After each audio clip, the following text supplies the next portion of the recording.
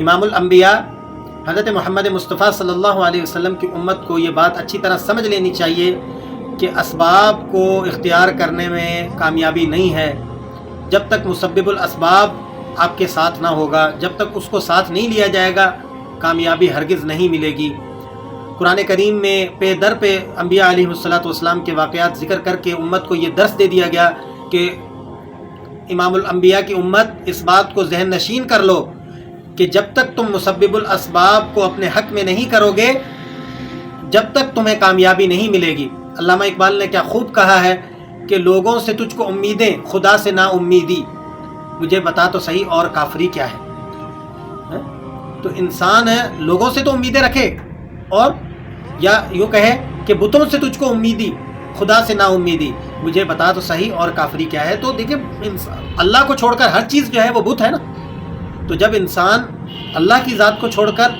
غیر اللہ کی طرف رجوع کرتا ہے تو اللہ کی ذات اور اس کی شان کو یہ بات ناگوارہ گزرتی ہے۔ دیکھیں شعیب علیہ السلام کا قصہ ذکر کیا قرآن کریم میں، اور یہ بتلایا کہ اگر فقط تجارت جو ہے وہ کامیابی کا زینہ ہوتی تو ایسی زبردست تجارت میں باشعور قوم ہلاک کیوں ہوئی، آج دنیا پر اس کا نام و نشان کیوں نہیں ہے۔ تو بتلا دیا کہ فقط تجارت میں کامیابی نہیں ہے، تجارت اللہ کی اطاعت میں ہے، اللہ کو ماننے میں ہے، اللہ کی فرما برداری میں اللہ تعالیٰ نے کامیابی رکھی ہے۔ اس طرح صالح علیہ السلام کا بھی ذکر کیا اور بتلا دیا کہ اسی اونچی اونچی عمارتیں بنانے والی قوم بھی تباہ ہوئی۔ وجہ کیا بنی کہ اللہ کی اطاعت نہیں کی، اللہ کی فرما برداری نہیں کی، اللہ نے اس قوم کو ہلاک کر دیا۔ اور یوسف علیہ السلام کا قصہ قرآن کریم میں ذکر کیا اور لوگوں کو یہ بتا دیا کہ لوگوں دیکھو بادشاہت کے مل جانے میں یا وزارت کے مل جانے میں کامیابی نہیں ہے۔ اسی طرح موسیٰ علیہ السلام کا قصہ ذکر کیا اور یہ بتایا کہ دیکھو فرعون کس قدر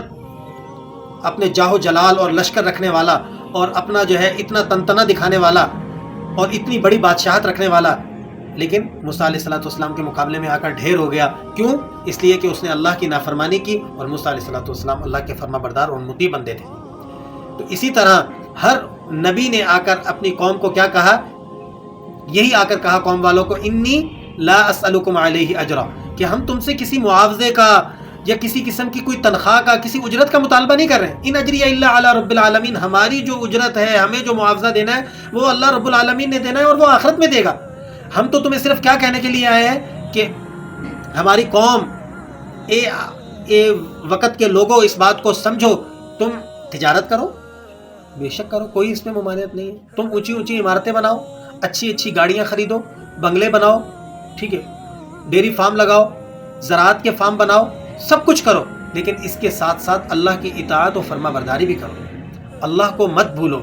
ٹھیک ہے۔ اللہ کو انسان چھوڑ کر دنیا کے کسی بھی کونے میں رہ کر دنیا کے سارے اسباب اختیار کر کے بھی وہ خوشحال نہیں رہے گا، اس کا دل اس کو بے چین رکھے گا۔ اسی لیے قرآن کریم نے کیا کہا، الا بذکر اللہ تطمئن القلوب، کہ اگر آپ چاہتے ہیں کہ آپ کا دل مطمئن ہو جائے، دل میں اطمینان کی کیفیت آئے، تو پھر اللہ کے ذکر ہی سے یہ کیفیت پیدا ہوگی۔ تو اہل اللہ کو آپ دیکھیں گے، اللہ والوں کو، کہ ان کی ایک خوبی اور ان کی زندگی میں آپ کو ایک قسم کا کیف، ایک قسم کا سکون نظر آئے گا۔ اس کی وجہ کیا ہے کہ بظاہر وہ آپ کو دنیا کے سارے اسباب سے جو ہے وہ تہی دامن نظر آئیں گے، کوئی بھی ان کے پاس دنیا کا کہ بڑی بڑی کوٹھیاں نہیں ہیں، بڑی بڑی گاڑیاں نہیں ہوں گی، بنگلے نہیں ہوں گے، بڑی ساری تجارت نہیں ہوگی، لیکن دل میں ایک اطمینان اور دل میں ایک سکون کی کیفیت آپ کو نظر آئے گی۔ اس کی وجہ کیا ہے کہ انہوں نے اس ساری دنیا کے اسباب کی نفی کر کے ان ساری دنیا اور سارے کارخانے کو چلانے والے مسبب الاسباب کو اختیار کیا ہوا ہے۔ یہی وجہ ہے کہ اس مسبب الاسباب نے ان کے دل کے اندر جو ہے وہ ایک اطمینان اور ایک سکون کی کیفیت کو بھر دیا ہے۔ تو اگر ہم بھی چاہتے ہیں کہ ہماری زندگی پرسکون ہو جائے،